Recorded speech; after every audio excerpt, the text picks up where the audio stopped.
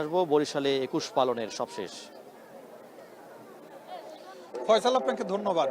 চট্টগ্রামের মতো এবং সারা দেশের মতো বরিশালের যথাযোগ্য মর্যাদায় পালন করা হচ্ছে এই দিবসটি উপলক্ষে আমরা দেখছি, আমরা সেই ভোরবেলা এখানে এসেছি। সেই থেকে আস্তে আস্তে যতই সূর্যের আলো বাড়ছে, সূর্যের তেজ বাড়ছে, মানুষের উপস্থিতি যেন ততই এখানে বৃদ্ধি পাচ্ছে। আমরা একটু দেখাবার চেষ্টা করছি। এখন বাজে ঠিক সকাল ৯:২২। এই ৯:২২-এও কিন্তু প্রচুর মানুষ এখানে রয়েছেন।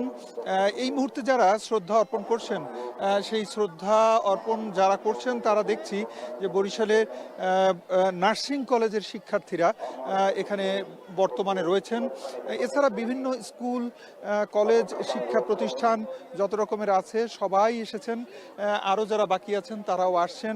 ভোরবেলা একেবারে সেই ভোরবেলা কিন্তু আমরা যেটা দেখেছি যে আলো ফোটার আগেই প্রভাত ফেরির মধ্য দিয়ে কিন্তু শুরু হয়েছিল আজকের সকালের এই কার্যক্রম। সেটি কিন্তু এখন পর্যন্ত চলছে। আমরা দেখছি যে এখানে আইন শৃঙ্খলা রক্ষাকারী বাহিনীর সদস্যরা রয়েছেন, ফায়ার সার্ভিসের সদস্যরা রয়েছেন। যে কোনো রকমের সমস্যা সমাধানের জন্য তারা কিন্তু সচেষ্ট রয়েছেন। এই শহীদ মিনারে কিন্তু স্কাউটরা রয়েছে।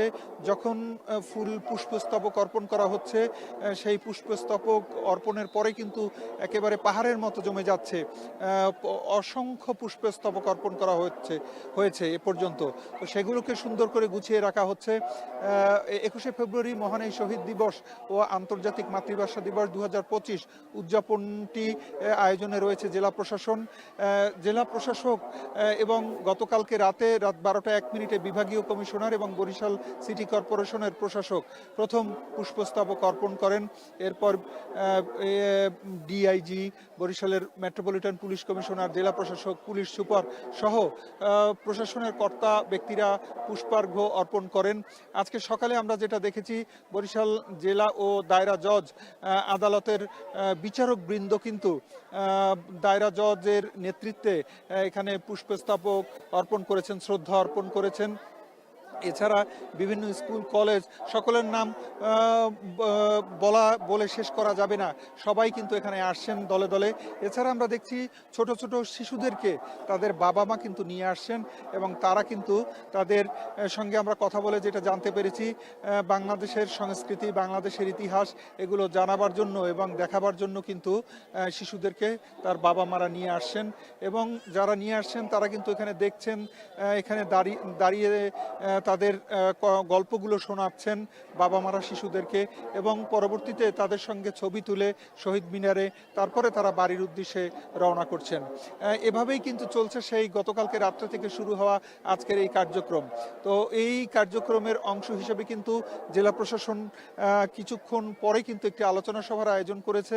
সেটি করা হবে সকাল 10:30টায় এবং বরিশালের শিল্পকলা একাডেমিতে। এছাড়া কিছু সময় পর আমরা যেটি জানতে পেরেছি 10টা বা তার যে কোনো সময়ের মধ্যে বরিশালে বিএনপি এই শ্রদ্ধা অর্পণের জন্য আসবে বরিশালের কেন্দ্রীয় শহীদ মিনারে।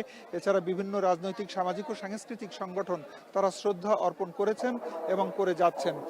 এখানে যারা এসেছেন তাদের ভেতরে কিন্তু একটা জিনিস আমরা দেখেছি, সেটি হচ্ছে যে সবাই জুতো খুলে শহীদ মিনারের যেভাবে উঠতে হয় সেভাবে কিন্তু তারা উঠছেন এবং শ্রদ্ধা অর্পণ শেষে তারা কিন্তু সুশৃঙ্খলভাবে নেমে যাচ্ছেন। শান্তিপূর্ণভাবে অনুষ্ঠিত হচ্ছে এই কার্যক্রম। বরিশালের বিভিন্ন রাজনৈতিক, সামাজিক সংগঠন ছাড়াও ব্যক্তিগত পর্যায় থেকেও কিন্তু এখানে আসা হচ্ছে এবং এই কার্যক্রম কিন্তু আমরা দেখছি যে সুন্দর এবং সুষ্ঠুভাবে কিন্তু পরিচালিত হচ্ছে।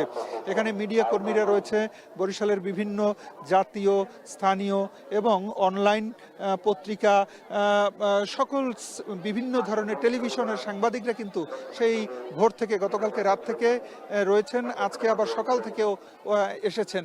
এখানে যারা এসেছেন তারা কিন্তু বিভিন্ন নিজ নিজ মিডিয়ায় কিন্তু এগুলো কভার করা হচ্ছে। আমরা যেটা দেখেছি, জেলা প্রশাসন চমৎকারভাবে আয়োজন করেছেন আজকের এই কার্যক্রম সুন্দর এবং সুষ্ঠুভাবে যাতে অনুষ্ঠিত হতে পারে সে লক্ষ্যে কিন্তু তারা এই কার্যক্রমটি চালিয়ে যাচ্ছেন। আমরা দেখছি যে ফুলে ফুলে ভরে গেছে বরিশালের কেন্দ্রীয় শহীদ মিনার। এখনও অনেকে আসছেন। এবং তারা লাইনে দাঁড়িয়ে কিন্তু এই কার্যক্রমটি করে যাচ্ছেন।